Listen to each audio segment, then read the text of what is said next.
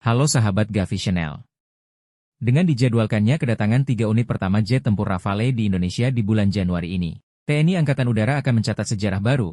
Momen bersejarah ini menjadi awal dari realisasi kontrak pengadaan pesawat tempur canggih asal Prancis, di mana penanda tanganan kontrak pertama pada bulan September 2022 sejumlah 6 unit, kemudian bulan Agustus 2023, berjumlah 18 unit dan terakhir Januari 2024 sejumlah 18 unit. Sehingga total 42 unit pesawat resmi masuk kontrak efektif dengan total anggaran 8,1 miliar dolar atau sekitar 116 triliun rupiah hingga 132 triliun rupiah, berdasarkan kurs saat penandatanganan dan penyesuaian kontrak. Dan di bulan Januari 2026 ini, setelah penantian selama 4 tahun lamanya, 3 Rafale Indonesia akan mendarat di tanah bumi pertiwi. Kedatangan alutsista modern ini dinilai bukan sekadar ajang pamer, melainkan langkah strategis vital demi menyeimbangkan peta kekuatan militer di kawasan Indo-Pasifik yang kian dinamis. Perjalanan Indonesia untuk meminang Rafale tidaklah singkat dan penuh lika-liku. Kementerian Pertahanan sebelumnya sempat menandatangani kontrak pembelian 11 unit pesawat tempur multiperan asal Rusia Su-35, Flanker E, pada tahun 2018 silam. Bahkan mempertimbangkan untuk mengakuisisi pesawat siluman canggih generasi kelima, F-35 dari Amerika Serikat.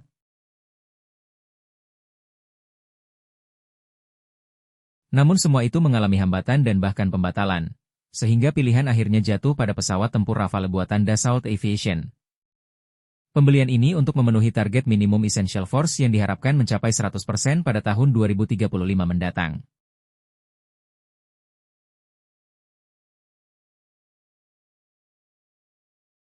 Keputusan ini diambil untuk memastikan kedaulatan udara nasional tetap terjaga dengan teknologi mutakhir dari pesawat buatan Dassault Aviation ini.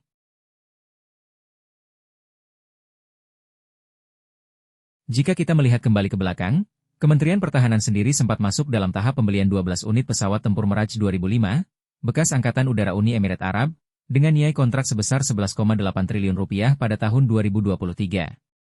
Menteri Pertahanan kala itu, Prabowo Subianto menjelaskan, rencana pembelian 12 unit pesawat tempur Mirage 2005 bekas Angkatan Udara Uni Emirat Arab adalah untuk memastikan kesiapan tempur TNI AU dan Pertahanan Udara Indonesia di saat beberapa pesawat tempur TNI AU menjalani masa permajaan dan perbaikan, serta sambil menunggu datangnya pesawat tempur Rafale dari Prancis.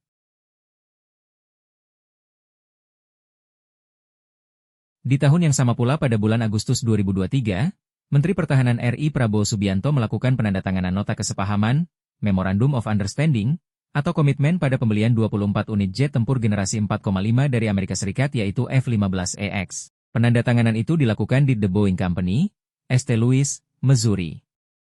Dan pihak Amerika Serikat juga telah memberikan kode khusus bagi Indonesia untuk penggunaan pesawat tempur F-15EX, yakni F-15IDN. Dan sempat beredar berita soal pembelian 42 unit pesawat tempur Chengdu J-10, bekas Angkatan Udara Cina. Sampai dengan ketertarikan Indonesia pada pesawat tempur dari hasil kembangan antara Cina dan Pakistan yaitu pesawat tempur JF-17 Thunder. Dan bahkan tidak menutup kemungkinan juga, Indonesia akan menambah kontrak untuk pesawat tempur Rafale di tahun-tahun yang akan datang.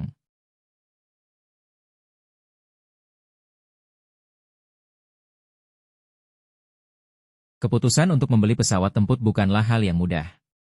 Semuanya aspek harus diperhitungkan, mulai jangka pendek maupun jangka panjang, dari faktor harga pesawat itu sendiri yang terbilang sangat tinggi, mulai dari puluhan bahkan ratusan triliun rupiah hingga operasionalnya, sehingga harus mempertimbangkan kondisi keuangan negara.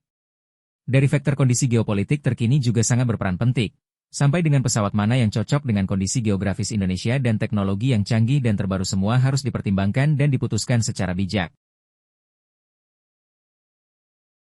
Tapi dengan akan mendaratnya 3 jet tempur generasi 4.5 Rafale buatan Dassault Aviation ini diyakini akan memberikan lompatan signifikan bagi kesiapan tempur TNI AU. Kemhan sendiri menegaskan bahwa kehadiran Rafale beserta persenjataan lengkapnya akan meningkatkan daya gentar Indonesia di mata dunia. Dengan total 42 unit yang akan datang secara bertahap, TNI AU siap mengawal langit Nusantara dengan kekuatan yang jauh lebih mematikan dan disegani, dan menandai transformasi besar dalam postur pertahanan negara.